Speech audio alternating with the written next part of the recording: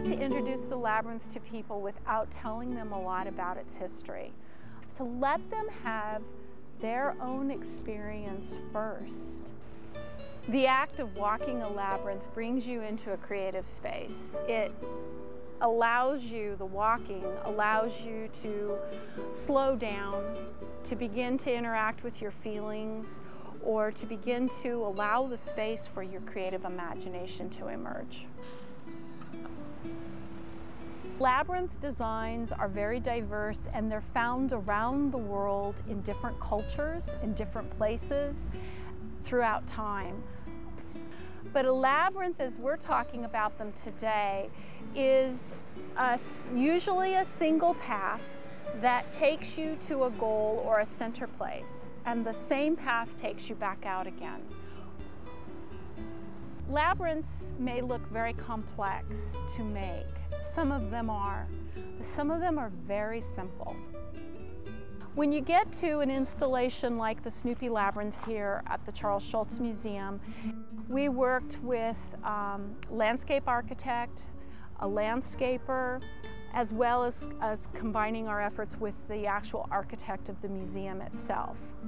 And then we had the crews that came in and installed all the bender board, and eventually the mulch, and then eventually all 1,400 blue oak grass plants that make up the Snoopy Labyrinth.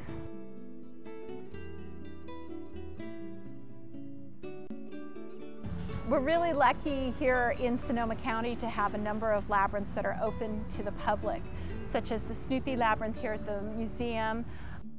And then we have the Meander Labyrinth at the Luther Burbank Performing Arts Center.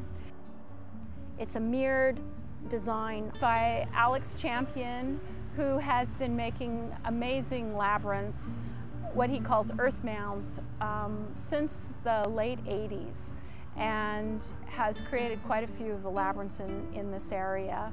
The classical labyrinth he designed with Carolyn Carnell and the community of Petaluma at Oak Park.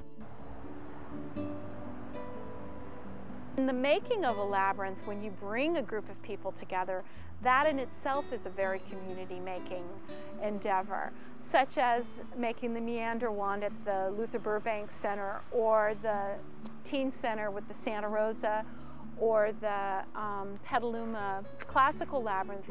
People all came together, donated time, donated money for funds, donated rocks, and so you have this whole experience of building a labyrinth and then walking it together. It's almost like preparing a meal and then sharing the meal. I really encourage people to walk the labyrinth first and to see what comes up for them, and then to start reading or to ask questions before they get their mind really locked into a concept of what it is. Many people walk the labyrinth through a number of difficulties in their life.